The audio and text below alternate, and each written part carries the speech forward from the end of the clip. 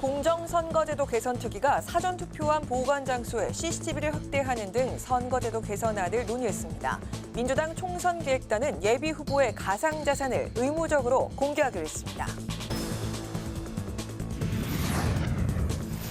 기업 관련 입법이 예산 정국에 또 다른 불씨가 되고 있습니다. 정부와 여당은 중대재해처벌법 시행 2년 유예 입법에 나섰고 민주당은 횡재세와 함께 법인세 확대 입장을 내놨습니다.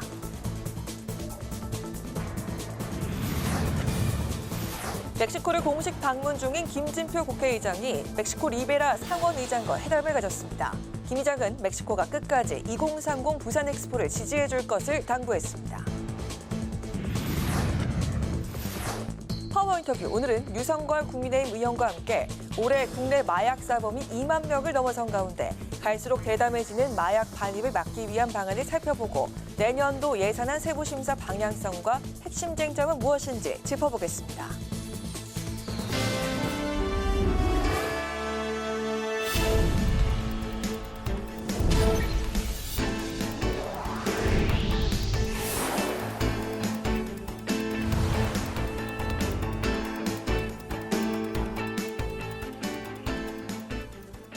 여러분 안녕하십니까. 11월 14일 화요일 국회 라이브 6 시작하겠습니다.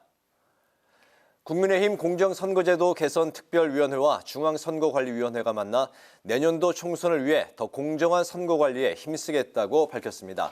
윤재욱 원내대표는 한국노총이 경제사회노동위원회로 복귀한 데 대해 민생을 위한 정부와 노조의 협력을 당부했습니다. 보도에 문그린 기자입니다. 국민의힘 공정선거제도 개선특위가 비공개로 첫 회의를 가졌습니다. 유상범 특별위원은 사전투표용지를 현행 QR코드에서 바코드 형태로 변경하고 사전투표함 보관 장소에 CCTV를 확대하는 등 개선안을 논의했다고 밝혔습니다. 또 참관인들이 선거용지의 날인 여부를 제대로 확인하지 못한다는 지적에 대해 개표 사무원이 수작업으로 확인하는 절차를 검토하기로 했습니다. 김상훈 위원장은 앞으로도 여러 자문과 의논을 거쳐 다양한 해법을 제시하겠다고 강조했습니다. 내년도 총선에서는 국민들께서 공정한 선거 관리를 통해서 본인들의 투표 행위가 제대로 명쾌하게 드러나는 그런 절차를 밟았다고 판단할 수 있도록 그렇게 같이 노력해 나갔으면 좋겠습니다. 윤재욱 원내대표는 한국노동조합 총연맹이 경제사회노동위원회에 복귀한 것을 진심으로 환영한다고 밝혔습니다.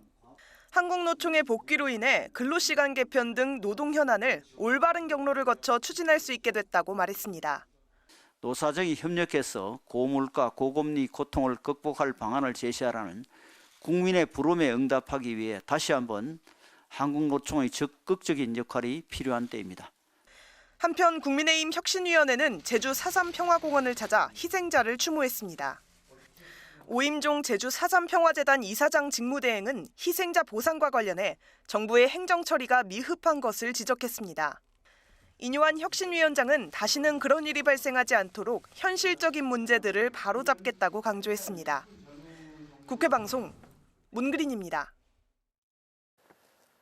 더불어민주당이 내년 총선 예비 후보의 가상자산을 의무적으로 공개하고 후보자의 도덕성을 심사 단계부터 엄격하게 검증하기로 했습니다. 민주당은 또 박민 KBS 사장이 취임하자마자 군사 쿠데타처럼 프로그램 개편을 단행했다며 사퇴해야 한다고 주장했습니다. 야당 소식을 김동희 기자가 전합니다. 더불어민주당은 내년 총선 예비 후보자의 도덕성 검증을 강화하기 위해 가상자산 보유 내역 공개를 의무화하고 이해 충돌 여부를 후보자 검증위원회 단계부터 살펴보겠다고 밝혔습니다. 한병도 민주당 전략기획위원장은 국민 눈높이에 맞는 후보 공천에 최선을 다하기 위해 검증을 강화하겠다고 밝혔습니다. 그 후보자 검증이 단계에서 아주 엄격한 도덕성을 기준으로 해서 후보 검증을 엄격하게 해야 된다는 의견이 모아졌습니다. 한 위원장은 가상자산 보유 자체를 문제 삼을 순 없지만 재산 형성 과정을 자세히 살펴보고 엄격히 조사할 것이라고 설명했습니다. 만약 허위 신고를 했을 경우 후보 취소를 포함해 가장 엄격한 조치를 취할 것이라고 강조했습니다.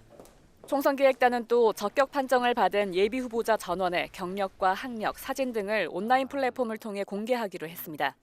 앞서 김은경 혁신위가 제안한 현역 의원 하위 평가자 감점 강화 등에 대한 논의는 별도로 진행하기로 했습니다. 한편 민주당은 박민 KBS 사장 취임에 맞춰 단행된 프로그램 폐지와 진행자 교체 문제를 두고 비판했습니다. 홍익표 원내대표는 박민 사장이 취임 첫날부터 시행한 개편이 편성 규약과 단체 협약을 위반한 것이라고 지적했습니다. 어젯밤에 KBS 뉴스를 보면서 저는 과거 5.16 쿠데타처럼 군사 쿠데타가 일어난 줄 알았습니다. 무슨 방송 진행자나 방송 개편이 이렇게 전격적으로 이루어진 것을 듣도 보도 못했습니다. 홍 원내대표는 방송은 국민의 것이지 권력의 것이 아니라며 법적 책임과 역사적 심판을 받을 것이라고 경고했습니다. 국회 방송 김동희입니다.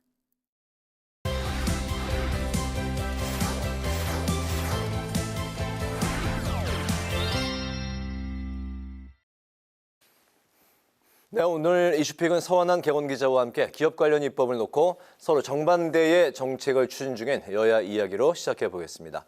서원한 기자 나와 있습니다. 어서 오십시오. 네, 안녕하십니까? 네. 예산 전국이 이제 한창인 가운데 민주당에서는 최근 법인세 확대를 해야 한다는 이야기가 이제 나오기 시작을 했네요. 세수 부족을 해결하기 위한 방법인데 이게 이제 어떤 내용인지 좀 자세하게 짚어볼까요? 네, 이 횡재세 등 이 기업 관련 세수에 대해서 이 확대의 필요성을 그동안 꾸준히 얘기를 해왔던 게 더불어민주당인데요. 네. 이 내일부터 시작되는 이 세법 개정안 심사에서 이 법인세 최고 세율을 적용받는 기업의 수를 확대하는 방안으로 이 세수를 확대하는 정책을 추진하기로 했습니다. 이 법인세 체계 개편의 핵심은 이 과세 표준을 단순화해서요, 이 최고 세율을 적용받는 기업의 수를 늘리는 겁니다. 이 현행 이 법인세 과세 표준 기준은요, 2억 원 이하와 또 2억 원 초과 200억 원 이하, 또 200억 원 초과와 3천억 원 이하, 또 3천억 원 초과 이렇게 4단계로 구분이 됩니다. 하지만 민주당이 추진하는 개편안은요, 2억 원 초과에서 200억 원 이하, 200억 원 초과로 단순해집니다. 이 개편안이 통과되고 나면요, 이 최고 세율 24%를 적용받는 구간이 200억 원 초과로 낮아지면서 대상 기업의 수가 약 1,900여 곳이 늘어나게 됩니다. 민주당은 이를 통해서 이 연간 3조 4천억 원의 추가 세수를 확보할 수 있다는 설명입니다. 하지만 이는 이 윤석열 정부 출범 이후 정책과 정반대되는 행보이기도 합니다. 지난해 정부는 이 법인세 최고 세율을 22%로 낮추고 이 과표 구간도 4단계에서 3단계로 축소하는 방안을 추진했었지만 민주당이 반대하면서 법인세 최고 세율을 1%포인트 인하하는 데 그친 바 있습니다. 네, 기존 이제 국민의힘 입장은 이제 어쨌든 기업들이 넓은 운동장에서 자신들의 능력을 이제 최대치로 발휘할 수 있도록 세금 같은 부분에서 이제 어떻게든 이제 좀 이렇게 많이 협조를 해줘야 된다라는 그 입장이었는데, 좀 거꾸로 가는 발상이다 뭐 이런 그 현재 입장이에요. 국민의힘에서는 중대재해처벌법 시행을 2년 동안 유예하는 개정안 처리를 또 추진한다는 계획이죠? 네, 그렇습니다. 이 윤재욱 국민의힘 원내대표가 오늘 이 동아일보와 단독 인터뷰를 한 기사가 나왔는데, 거기서 윤재욱 대표 이 50인 미만 사업장에 대해서 이 중대재해처벌법 시행을 2년 유예하는 개정안을 우선 처리하겠다라고 밝혔습니다. 이 윤석열 대통령도 필요성을 거듭 강조했던 사안인데요. 이 기업인들의 경영 부담을 덜어주는 쪽으로 힘을 실어주겠다는 겁니다. 내년 1월 27일부터 이 시행되는 이 중대재해처벌법은요, 5인 이상 50인 미만 소규모 사업장에도 확대 시행이 되는 거였습니다. 하지만 이를 유예해달라는 게 이 산업계의 요구였고요. 이에 대해서 국민의힘은 다음 달 9일 정기국회 회기안에 이 개정안을 처리하겠다는 겁니다. 이 친기업 정책 방향을 계속하는 겁니다. 이 주식 양도세 완화, 또 상속세 완화 등도 지속적으로 추진한다는 방침인데요. 이에 대해서 이 홍익표 민주당 원내대표는 오늘 총선용 부자 감세라고 비판을 했지만요.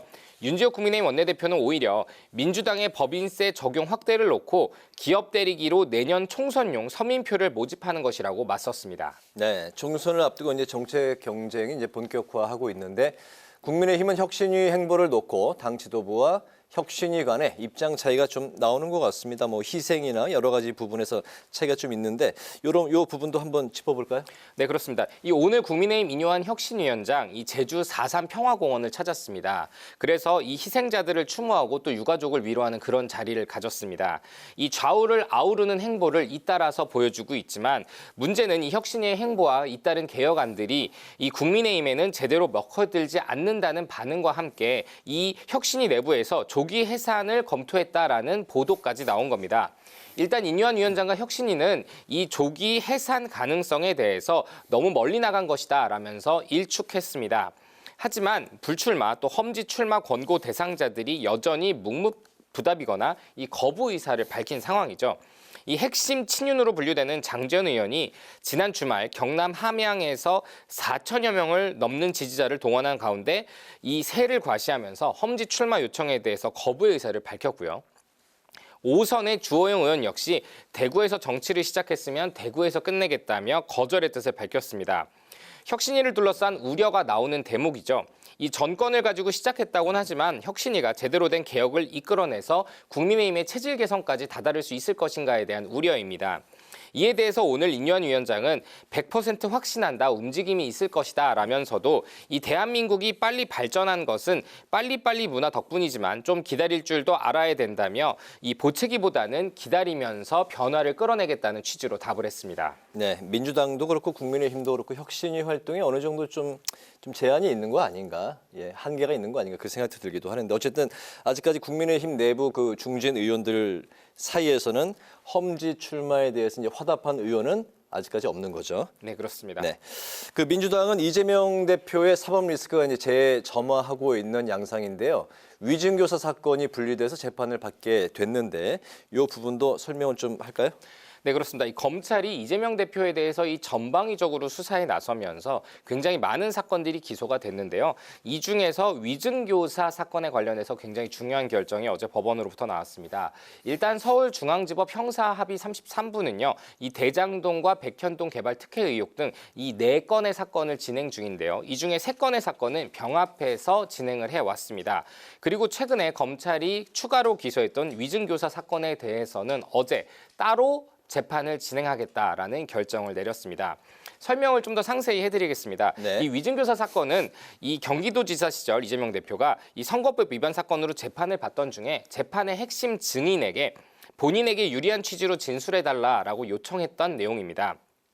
그리고 이 위증교사 사건은 다른 사건들과 달리 이재명 대표가 이 영장실질심사를 받을 때 재판부가 혐의가 인정되는 것으로 보인다라면서 유죄로 사실상 판단했던 혐의이기도 합니다. 이재명 대표는 그동안 이 위증교사 사건에 대해서도 병합해서 재판을 해달라고 요청을 했고요. 검찰은 거꾸로 이 성남시정 당시의 인허가 개발 사건들과 다르게 좀 다른 시점에 이루어졌던 사건이기 때문에 분리해 재판해달라고 거듭 요청을 해왔었습니다.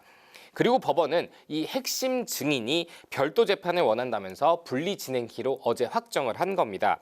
사건이 비교적 단순해서 빠르면 1심 선고가 내년 4월 전, 즉 총선 전에 나올 가능성이 있고요. 당시 통화 내용 등 이 증거들이 명백하게 남아 있어서 이 대표에게 불리하게 작용할 것이다라는 그런 분석이 나옵니다.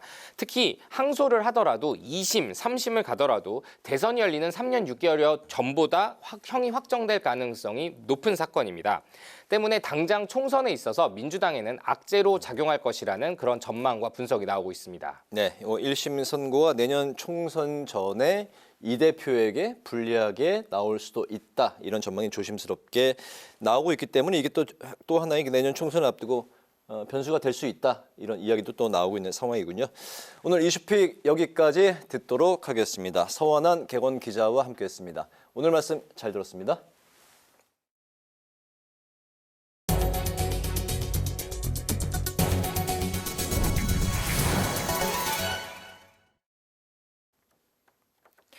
멕시코를 공식 방문 중인 김진표 국회의장이 리베라 상원의장과 회담을 가졌습니다.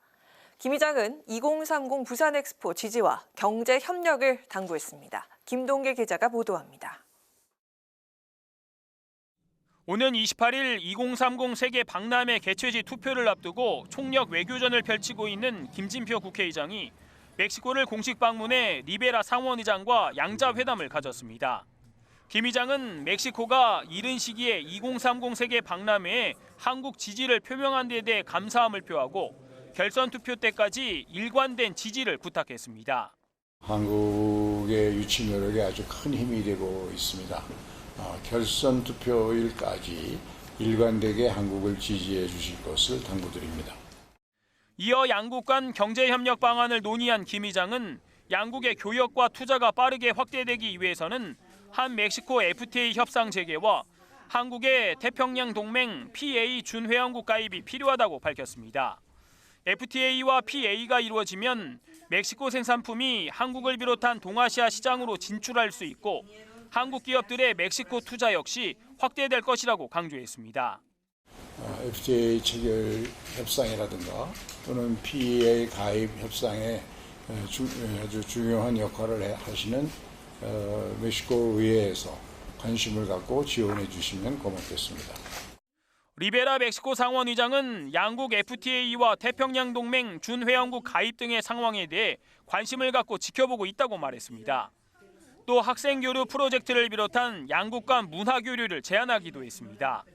이 밖에 김 의장은 양국 간 고위급 교류와 의회 간 협력이 활발해지길 기대한다고 밝혔고 우리 동포 사회의 권익 신장과 안전에 대한 각별한 관심을 당부했습니다. 국회 방송 김동길입니다. 국회 보건복지위원회가 전체 회의를 열고 의대 정원 확대 계획에 대해 논의했습니다. 국민의힘은 의대 증원폭을 확대하려는 대학 총장과 이를 반대하는 의대 학장 간 갈등이 심화하고 있는 점을 지적했고 민주당은 지역의대 신설에 필요한 정원을 미리 늘려야 한다고 주장했습니다. 정의당은 공공의대와 지역 의무 복무가 포함될 수 있도록 해달라 요청했고 조규홍 보건복지부 장관은 이를 정책 패키지에 포함해 논의하겠다고 답했습니다. 국민의힘이 경기 분당과 일산 등 1기 신도시 재건축, 재개발을 추진하는 노후 계획도시 특별법을 정기국회 내에 처리하겠다고 밝혔습니다. 국민의힘은 민주당이 최근 1기 신도시 재정비 특별법을 연말까지 제정하겠다고 밝히는 등 1기 신도시법과 관련해 긍정적인 시그널을 보여줬다며 특별법 연내 통과에 가속도가 붙기를 기대한다고 말했습니다. 윤석열 대통령도 오늘 국무회의에서 30년 전에 머물러 있는 노후 도시를 미래 도시로 전환하기 위해 노후 계획도시 특별법 제정이 반드시 필요하다고 강조하면서 야당의 협조를 요청했습니다. 민주당이 은행 초과이익의 최대 40%까지 부담금 방식으로 징수해 취약계층을 지원하는 은행 횡재세법을 발의했습니다. 당 정책위 부의장인 김성주 의원은 이중과세 논란과 조세 소급 금지 원칙 때문에 세금이 아닌 부담금 형식으로 환수한다고 설명했습니다. 김 의원은 또 2023 회계년도부터 적용이 가능하도록 명시해 작년과 올해 거둔 수익부터 환수가 가능할 것이라고 밝혔습니다. 정의당이 민주노총과 한국노총 노조 공동대책위원회와 간담회를 갖고 양대 노총에서 제안하는 입법과제에 귀 기울이겠다고 강조했습니다. 배진교 원내대표는 중앙정부가 공공부문의 예산과 경영을 좌우하는 실질적인 사장이지만 교섭의 책임은 피하고 있다며 이는 ILO 협약 위반이라고 지적했습니다. 또 중앙정부의 책임을 강화하기 위해서 앞으로 입법 과정에서 공대위와 뜻을 함께하고 공공성 확보를 위해 노력하겠다고 밝혔습니다.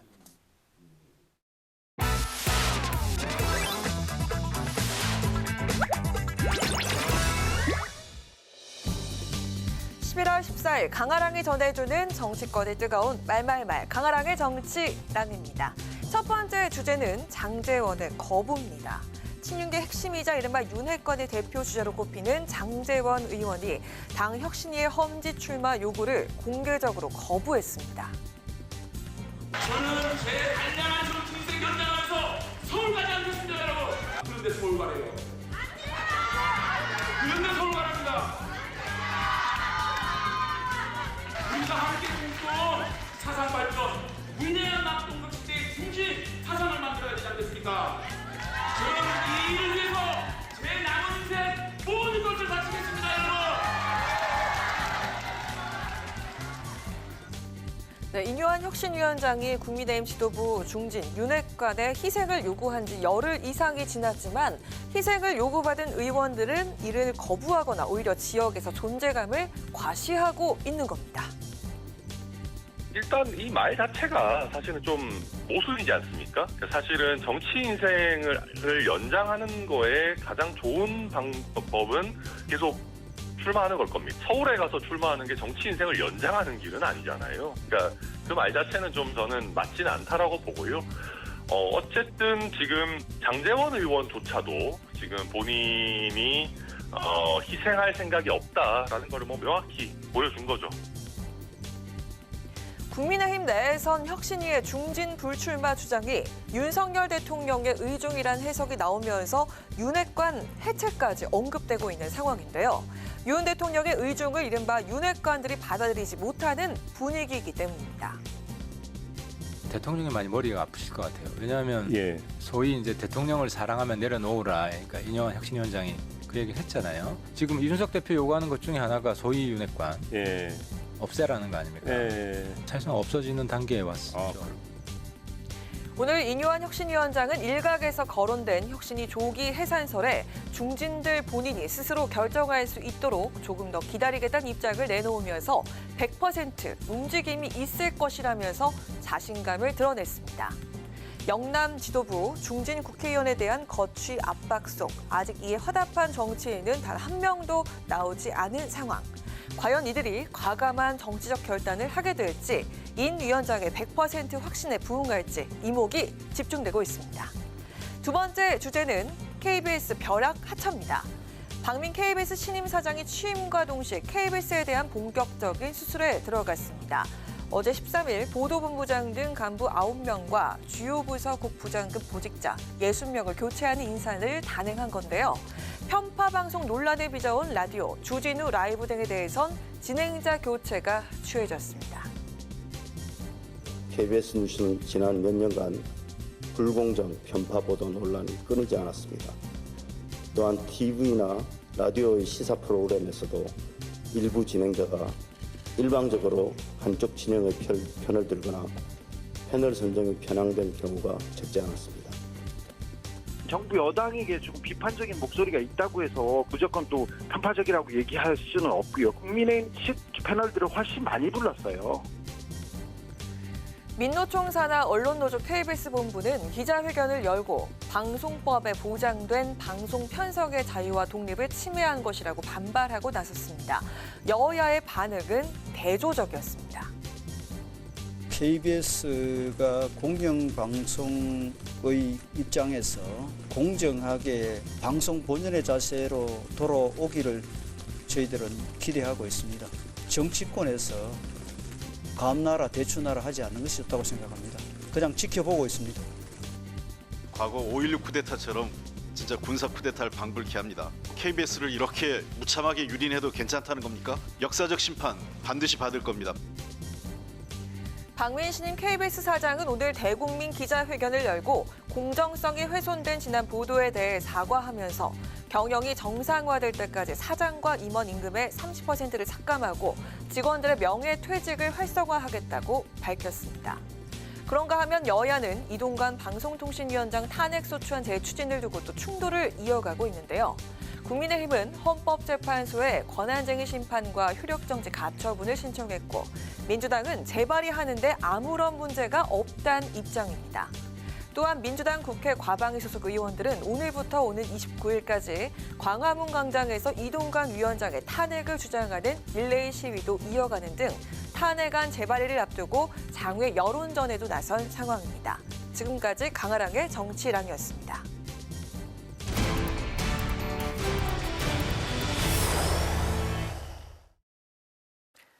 네, 오늘부터 본격적인 예산 정국이 시작된 가운데 여야의 본격적인 힘겨루기가 이어지고 있습니다.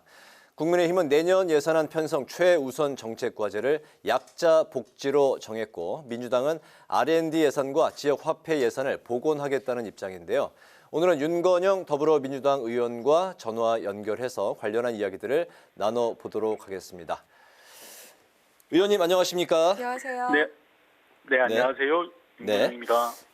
예산 정국에서 최대 쟁점 중 하나가 이제 R&D 예산인데요. 정부가 제출한 내년도 R&D 예산안은 5조 2천억 원이 줄어든 25조 9천억 원으로 이제 책정이 됐습니다.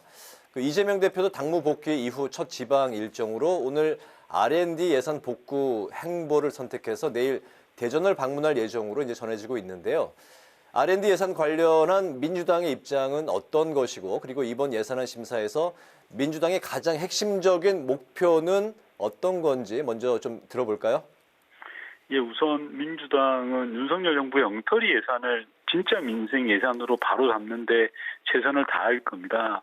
예를 들어서 긴축 재정 운운하면서 민생 예산 다 잘라놨으면서도 정작 자신들이 쓸 돈인 용산 대통령실 예산은 4.8%나 증액을 했거든요.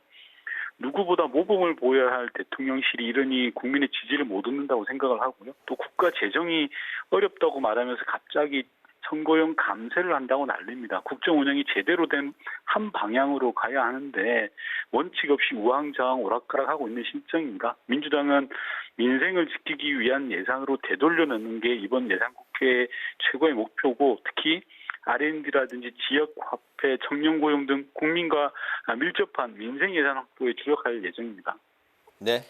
네, 국민의힘은 어제 인재영입위원회 인선을 마무리했고 민주당은 일반 국민이 인재를 직접 추천하는 인재국민추천제를 도입하기로 했는데요. 일각에서는 국민추천제가 이 대표의 강성 지지층의 인기 투표장으로 변질될 것이란 이런 우려가 나오고 있는 상황인데 인재국민추천제에 대한 당내 그 분위기는 어떻습니까? 네, 아직 시작도 하지 않았는데 그렇게 우려를 하는 것은 큰 의미가 없는 일이라고 생각을 하고요. 결과를 보시면 그런 걱정은 기우였다는 걸 알게 될 것이라고 믿습니다. 특히 민주당은 대표께서 직접 인재 영입을 하겠다고 선언을 했습니다. 따라서 모셔오기 힘든 사람, 진짜 인재를 발굴하는데 도움이 될 것이고요. 만약 일각에서 걱정하듯이 인재위원회가 공정성을 잃는다면 내년 총선은 실패할 수밖에 없습니다. 이재명 대표도 누구보다 이 점을 잘 알고 계시기 때문에 그런 선택은 하지 않을 것으로 생각합니다. 네. 질문에 대해서 답변은 짧게 핵심만 말씀해 주시는데요. 조금 더 곁들여서 말씀해 주셔도 되겠습니다.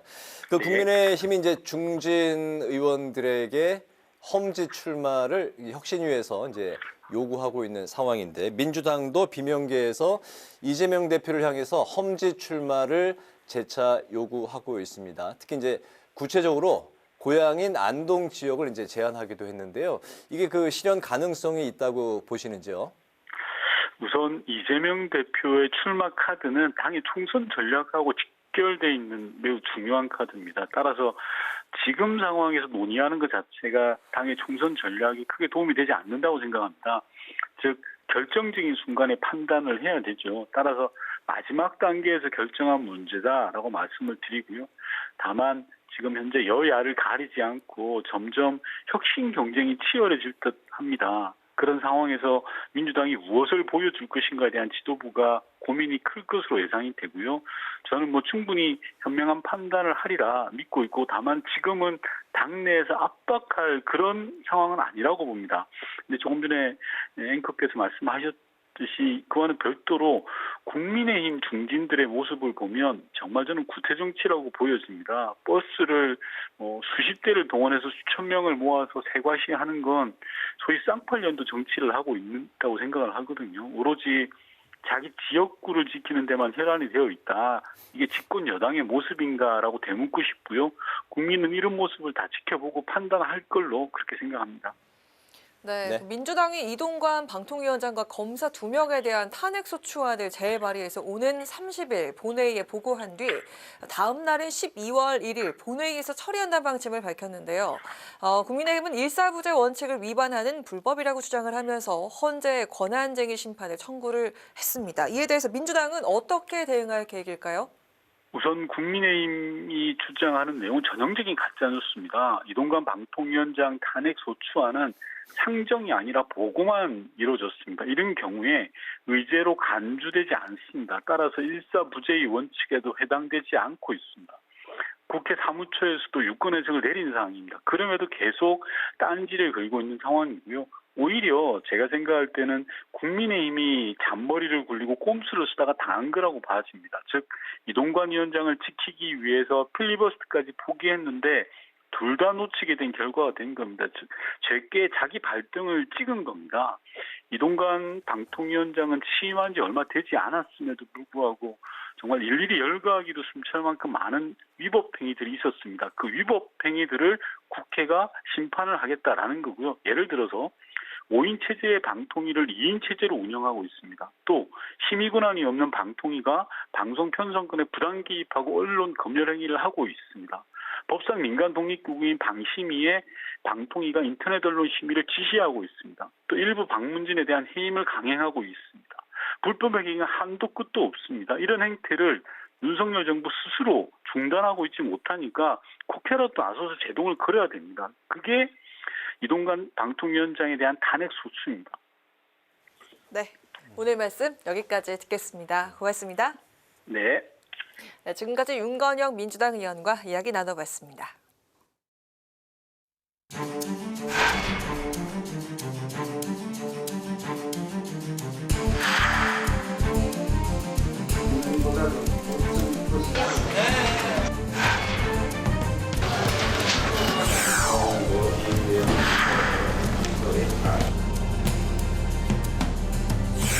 집권 여당의 공분을 다해 대한민국의 회복과 도약을 위한 내년 예산안을 최종 통과시키는 데 최선을 다하겠습니다.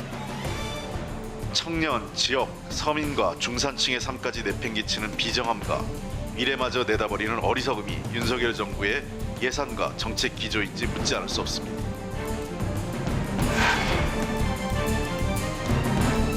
원래 예산으로 네, 올해 국내 마약 사범이 사상 처음으로 2만 명을 넘어섰습니다. 수사, 사법당국과 함께 정부의 총체적 대응이 필요한 시점인데요. 급증하는 마약 밀수를 막기 위한 대안은 무엇인지 관련 법안을 발의한 류성걸 국민의힘 의원을 모시고 자세한 이야기를 나눠보겠습니다. 의원님 어서 오십시오. 반갑습니다. 네, 안녕하세요. 네, 방금도 이제 서두에서 제가 이제 말씀을 드렸습니다만 올해 정말 부쩍 그 마약 관련 또 이제 마약 사범에 관련한 그런 뉴스들이 아주 자주 많이 나왔던 그런 해였던 것 같습니다. 지난달 그 불법 마약에 대한 국내 반입을 철저하게 차단하는 관세법 일부 개정 법률안을 이제 대표 발의하셨는데요. 이게 구체적으로 어떤 내용이고 또 이제 이 법안을 발의하게 된 배경부터 좀 먼저 들어볼까요? 예, 좀 전에 말씀하셨듯이 우리나라가 이제 마약 청정국이 아니라는 참 암울한 그런 상황이 됐습니다. 그런데 이 마약이라는 게 기본적으로 보면은 외부에서 밀수되어서 들어오는 그런 상황이지 않습니까? 물론 네. 향정신성 뭐 의약품이라든지 이런 부분들은 또 다른 이야기 될 수 있습니다만 대부분의 마약이 국경을 넘어서 들어오기 때문에 이 국경을 넘어서 들어올 때에 이것을 차단할 수 있는 방안이 뭔가. 첫 번째는 사람이 들어올 때에 가져오니까 그 들어오는 사람에 대한 정보를 네. 미리 확인을 할 필요가 있다. 그렇게 해서 관세청장이 그런 개인에 대한 정보를 관련되는 기관으로부터 획득을 해야 되니까 그런 법률적 근거를 마련하는 게 첫 번째고요. 네. 두 번째는 개인으로 들어오는 경우도 있지만 화물이라든지 특송 이런 형태로 들어오는 경우가 있으니까 이 들어올 때에 위치를 파악을 해서 이게 어떻게 들어오는지를 확인할 수 있는 그런 정보를 또 획득할 수 있는 그런 근거를 만들어야 됩니다. 그래서 네. 관세법에 인물의 사람에 대한 정보와 그다음에 화물, 우범 화물이라고 하죠. 우범 화물에 하는 정보가 확인이 될 수 있는 그런 법적 근거를 만들기 위해서 이번에 법률안을 제안을 했습니다. 네, 네, 저는 그 통계를 보고 깜짝 놀란 게 올해 1월부터 9월까지, 12월까지가 아니라 9월까지인데 마약 사범이 잡힌 게 2만 230명으로 집계가 됐죠. 이 통계 작성 이후 마약 사범이 연 2만 명을 넘는 게 올해 처음이라고 하는데 마약에 대한 그 진입 장벽이 부쩍 낮아진 것 같습니다. 이유가 뭘까요? 지금 좀 전에 말씀드렸듯이 어쨌든 국경을 넘어 들어오기 때문에 그런 부분들이 있는데 구체적으로 좀 보면은 첫 번째는 다른 나라에 비해서 우리나라의 마약 그 가격이 네. 굉장히 높다. 아, 비쌉니까? 높다 이거죠. 그러니까 외국에서 네. 낮은 마약을 우리나라에 가져와서 비싸게 팔겠다. 이런 거죠. 그다음에 상대적으로 수요를 하는 입장에서 보면은 과거보다는 그때는 굉장히 비싸게 마약을 주고 마약을 맞았다면은 네. 지금은 과거보다는 굉장히 마약 가격이 낮아졌다. 낮아진 거군요. 이게 결국은 이 외국에 비해서는 굉장히 높고 과거에 비해서는 굉장히 낮아진. 그러니까 수요와 공급이 굉장히 늘어나고 공급은 늘어나고 수요도 늘어나는 이런 형태가 된다 이거죠. 네네. 그렇기 때문에 아까 좀 전에 말씀하신 대로 이제까지 그 마약 사범으로 봐서는 2만 명이 넘었었다는 거는 앞으로 더 뭐 10월, 11월, 12월 이렇게 된다면은 2만 명 지금도 현재 넘었었지만 훨씬 더 넘어서는 그런 아주 심각한 상태입니다. 마약 사범이라는 정의는 공급자와 또 이걸 이제 또 사용하는 이제 그 수요자, 그 총칭해서 마약 사범이라고 하는 거죠? 그렇죠. 마약은 당연히 공급자가 있고 그 마약을 공급하는 사람이 있으면 거기 또 수요하는 사람이 있기 때문에 당연히 그 마약 사범이라는 거는 수요 공급자가 전부 다 해당이 된다고 봐야죠. 네. 갈수록 유통되는 마약의 종류도 다양해지고 또 지능화되고 방식도 굉장히 그 대담해지고 있습니다. 20, 20대의 마약 사범 증가폭이 또 가파르게 늘어나고 있는 것도 이게 굉장히 사회적으로 이제 그 문제가 되고 있는데 최근에 이제 베트남에서 이제 마약을 유통했던 한국인 2명이 사형 선고를 또 받는 그런 일도 있었습니다. 일상에 파고든 마약을 이렇게 그 다각도로 막기 위해서 일단 추가적으로 어떤 점부터 좀 보완을 해야 될까요? 그렇게 제가 좀 전에 말씀드렸듯이 국경을 확실하게 단속을 해야 된다. 외부에서 들어오니까. 네. 두 번째는 국내에서 유통 단계에서 철저하게 막아야 된다. 세 번째는 좀 전에 이제 그 사형 뭐 저 베트남에서 그 이야기를 말씀을 하셨는데 우리나라는 아직까지 다른 나라에 비해 갖고 상대적으로 마약 산업에 대한 처벌이 좀 약하지 않느냐. 그래서 처벌을 아주 강하게 해야 된다. 그다음에는 마약 사범의 경우에는 재범률이 굉장히 높아요. 일반 범죄보다도 마약 재범률을 보니까 뭐 40%가 훨씬 넘거든요. 그건 담배처럼 어떤 중독성이 있기 때문에 그래서 치료를 아주 철저히 해서 그런 부분이 있고 그다음에는 이 교육이라든지 홍보라든지 이런 부분들을 강하게 해서 국민들의 인식을 이제는 확실히 바꿔야 된다. 이 부분이 뭐 저 이해가 될지 모르겠습니다만 SNS라든지 이제 마약을 굉장히 쉽게 접근할 수 있는 그런 환경이 됐단 말이죠. 그래서 아까 말씀하신 대로 지금 이제 청소년들 특히 10대들까지도 이렇게 확장이 되는 그 부분이 진짜 어려운 겁니다. 그래서 좀 전에 한 5가지 이렇게 단계별로 말씀을 드렸는데 그런 부분들에 대해서 앞으로 더 강조를 해야 되고 스스로 마약은 절대로 안 된다라는 것을 우리 국민들이 자각을 하고 특히 자라나는 청소년들에게는 이런 부분들을 확실하게 홍보도 하고 교육도 하고 해야 된다. 저는 이렇게 생각합니다. 처벌을 강화하는 것과 스스로 나쁜 짓이다라는 자각? 그렇죠.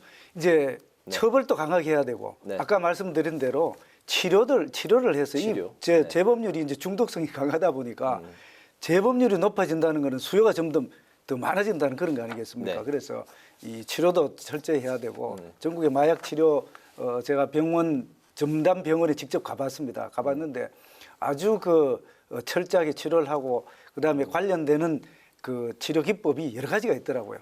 그래서 그런 기법들을 이제 서로 공유도 하고 확산도 시켜야 된다 이렇게 생각해요.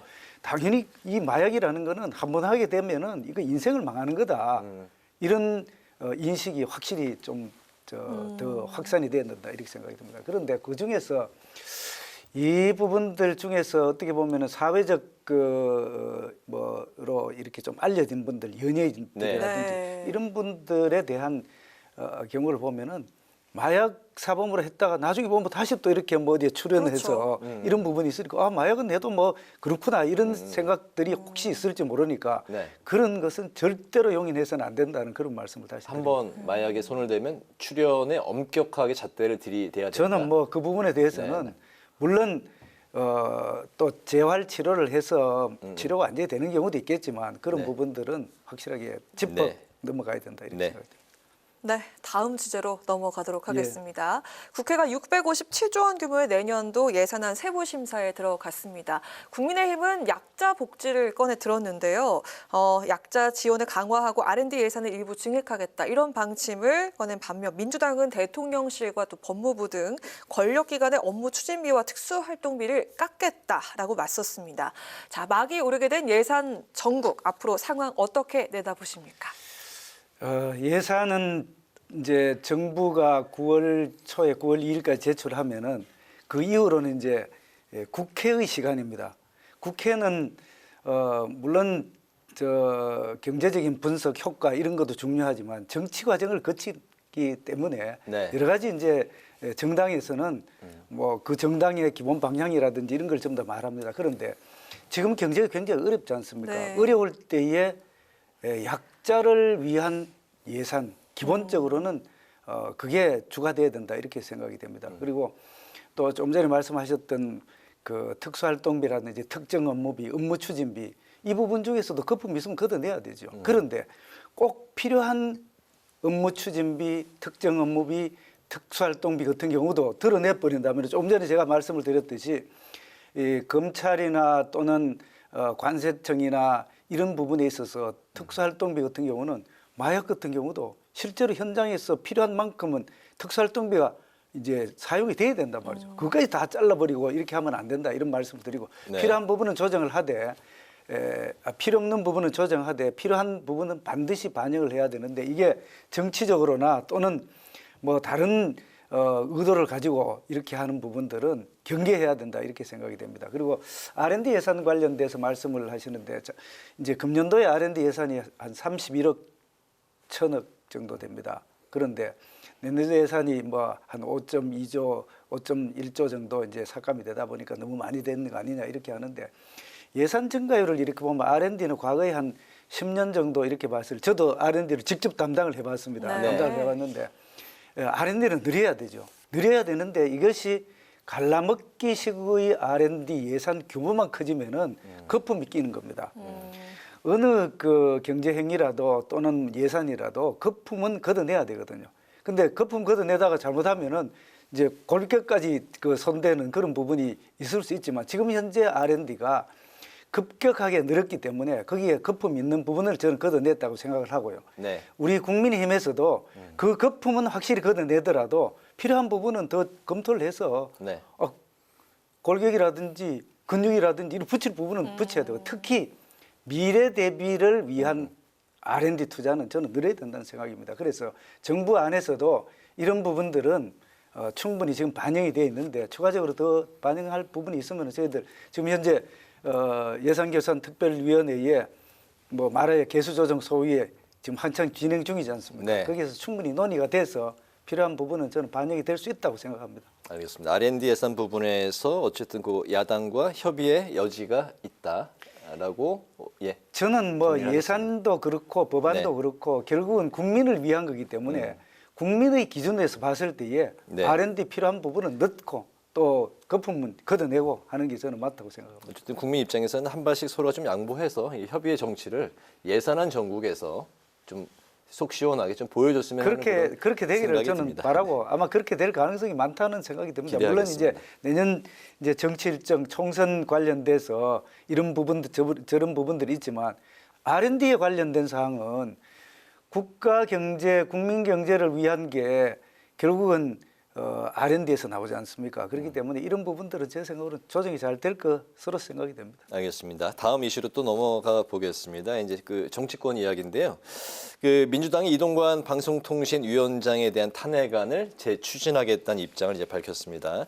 조금 전에도 이제 그 내용이 나왔는데 30일 본회의에서 이제 보고하고 내달 1일, 12월 1일 본회의에서 처리한다 이런 방침이고 이제 국민의힘은 일사부재의 원칙에 위배되고 불법이기 때문에 법적 대응에 이제 나섰습니다.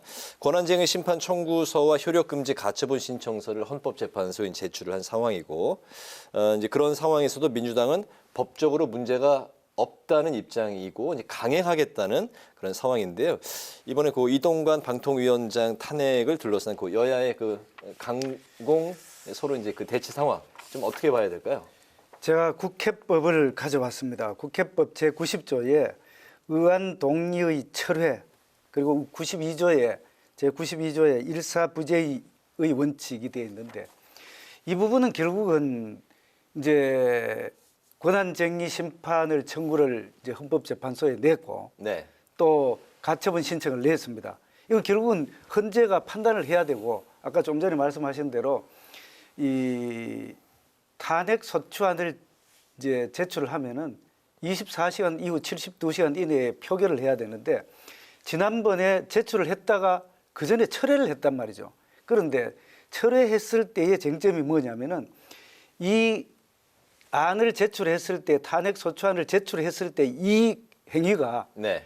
의안으로 됐느냐 안 됐느냐가 쟁점이에요. 단순 보고냐, 단순 의안으로 보고가 된 된다면은 것이냐? 처리할 수 있지만 네. 그런데 우리 국회법에는 국회법 좀 전에 제가 말씀드린 90조 제2항에 보면은 위원회 또는 본회의에 의제가 된 의안을 철회할 때는 본회의의 동의를 받아야 된다. 그런데 철회를 본회의의 동의를 받았지 않기 때문에 이건 잘못됐는 거다 이거죠. 그만큼 우리 여당, 네. 국민의힘 여당의 국회의원의 의안 심사권을 사실은 무시했다 이렇게 돼서 이제 했기 때문에 그거는 결국 이제 헌법재판소에서 판단을 할 겁니다. 30일 이전에. 네. 그렇게 되면은 해결될 거고 또 한 가지는 이렇게 탄핵 소추권을 저는 남용하고 있다고 봐요. 지난번에 행안부 장관님, 이상민 장관님 한번 보십시오. 그렇게 해갖고 그 중요한 때에 주무장관을 일을 못하도록 해서 결국은 뭐가 문제였습니까? 결국 국민들이 손해를 보는 겁니다. 방송통신위원장이 이제 취임한 지 제가 계산을 아까 해보니까 79일이 됐어요, 오늘까지. 네. 물론 그 사이에 뭐 기간이 짧다고 해서 불법행위를 뭐 안 했다고는 할 수 없겠지만 명확하게 불법행위가 뭐고 헌법 제65조에 의해서 탄핵 소추를 할 때는 헌법과 법률에 위배될 때에 직무를 수행함에 있어서 그걸 충분하게 제시를 해야 되는데 그렇지 못하고 그냥 힘으로 물을 붙이는 이거야말로 저는 탄핵 소추권을 지금 민주당이 남용하고 있다. 저는 이렇게 말씀을 드리겠습니다. 법적인 문제는 제가 좀 전에 이야기 드렸듯이 헌법재판소에서 아마 심도 있게 논의를 하고 그 결과가 30일 이전에 나오기를 저는 기대를 하고 있습니다. 네. 네, 저희가 지난번 출연 때도 그렇고 이번에도 의원님의 경제통이라고 소개를 해드릴 수 있을 것 같은데요. 윤석열 정부와 국민의힘에서 자타가 공인하는 경제통이시잖아요. 기획재정부 2차관도 하셨고 그리고 지금 의원으로서 활발하게 활동을 하고 계신데 남은 임기 동안 남은 과제 그리고 앞으로의 그 총선 계획까지 저희가 궁금하거든요. 어떤 계획 세우고 계실까요? 예, 저도 지금 생각해 보니까 아쉬운 면도 있고 또 앞으로 더 해야 될 일도 네. 있건데 앞으로 한 총선까지 총선 지나고 나서도 이제 뭐 임기가 남아 있습니다만 네. 저는 경제 관련된 부분에 있어서 세제 개편을 근본적으로 좀 해야 될 필요가 있지 않겠냐 이런 말씀을 드립니다. 이제 세제라는 거는 그 조세의 제도지 않습니까? 그걸 세제라고 하는데 우리나라의 조세 제도는 큰 틀에 봐서는 뭐 어느 정도 다른 나라 선진국과 비슷하게 하지만 세부적으로 봐서는 너무 복잡하게 돼 있어요. 그게 뭐냐면은 그때 필요할 때마다 세법 개정안을 내서 이렇게 하다 보니까 모자이크식이라 할까. 법이 이렇게 했는데 법을 전부 다 필요할 때마다 이렇게 조각조각 이렇게 붙이는 모자이크식이라고 이야기하고 조금 더 심한 표현을 하면은 제가 이런 표현을 써서 될지 모르겠습니다. 누더기 세법이다. 제가 이렇게 말씀을 드릴 수가 있겠습니다. 그래서 지난번에 제가 김진표 국회의장님께도 의장님 우리 국회에서 세제개혁 특별위원회를 한번 구성을 해서 제가 위원장을 맡으면 어떻겠습니까? 라고 제가 당돌하게 한번 말씀을 드린 적이 있습니다. 그리고 왜냐하면은 우리 김진표 국회의장님은 저보다도 뭐 대선배신데다가 세제에 관련돼서 우리나라에서 최고의 전문가시지 않습니까? 그렇게 말씀드린 적이 있는데 그런 부분에 있어서 보면은 세제 개편을 확실하게 할 필요가 있겠다. 뭐 조금 이제 예컨대 지난번에 종부세 같은 경우 보면은 뭐 하도 복잡해서 지금도 마찬가지입니다. 너무 복잡합니다. 양도소득세는 더 복잡해요. 네. 그렇죠. 그리고 지금 이제 민주당에서 이야기하고 있는 법인세 구간을 또 뭐 어떻게 하겠다는 그런 이제 말씀들이 아마 나오는 것 같아요. 저는 개인적으로 법인세를 전공을 했습니다. 법인세의 경우에는 지금 4단계로 되어 있는데 우리나라처럼 이렇게 과표 구간이 4단계가 되어 있는 나라가 우리나라하고 한 개 국가 정도밖에 없을 정도로 이런 거예요. 법인세는 법이 만든 사람이 법인인데 최종적인 조세의 부담은 자연인이 부담을 하는 겁니다. 네. 그런데 이거를 막 늘여갖고 법인에 갖다가 세금을 마치 부과를 하면은 법인이 전부 다 법인이 뭡니까? 그 구성원들은 주주가 있고 또 이해관계인들이 있는데 그러다 보니까 법인세의 경우에는 이론적으로는 정가가 안 된다고 보지만 사실은 상당 부분이 후방 정가도 되고 그다음에 전방 정가도 되고 해서 그 부분들이 물가에도 반영이 되고 임금에도 반영이 되고 결국은 우리 국민 경제에 법인세를 높이면은 좋은 부분보다는 더 악영향이 더 많을 가능성이 많다 이거죠. 그래서 이런 부분들을 포함해서 저는 전문가들이 세제에 관련되는 사항들을 논의하는 그런 특위를 구성을 해서 한번 심도 있게 진짜 정권에 관계없이 논의했으면 좋겠다는 그런 말씀을 드리고요. 그다음에 예산도 마찬가지입니다. 예산도 지금 보면은 예산의 뭐 편성이라든지 집행 그다음 심사 그 행태를 보면은 저도 국회의원입니다만 수십 년 전하고 거의 비슷한 그런 행태가 계속돼서 이런 네. 부분들을 할 거예요. 그다음에 제가 앞으로 이제 그 총선이 얼마 안 남았습니다만 저 지역에 관련되는 사항을 좀 말씀을 드리면은 우리는 이제 K2라 해갖고 그 비행장 이전 법이 있습니다. 군공항 이전 및 지원에 관한 특별법과 대구 네. 경북 통합신공항 건설 특별법이 있는데 이 법이 적용되는 지역이 바로 제 지역구입니다. 그래서 네. 잘 이전이 돼서 대구 동구시죠? 예, 대구 네. 동구입니다. 그래서 잘 이전이 돼서 후적지가 개발이 되고 그 동구가 천지개벽하는 그런 날이 왔으면 좋겠다는 그런 말씀을 드립니다. 네, 우리나라 그 조세제도 발전과 대구 동구 지역의 발전을 위해서 내년 한 번 더 일하게 해달라 뭐 이런 강력한 제가 희망의 만약에- 메시지를 네. 주신 걸로 정리를 할까요? 예. 네, 알겠습니다. 그렇게 하시죠. 고맙습니다. 오늘 국회 라이브 6 파워 인터뷰 이제 마칠 시간이 됐습니다. 지금까지 류성걸 국민의힘 의원과 함께 내년도 예산안 처리의 핵심 쟁점 그리고 국내 마약 반입을 막기 위한 대책은 무엇인지 들어봤습니다. 오늘 말씀 잘 들었습니다. 고맙습니다. 고맙습니다, 예, 감사합니다. 예. 네, 오늘 국회 라이브 6 여기까지입니다. 시청해주신 여러분 고맙습니다.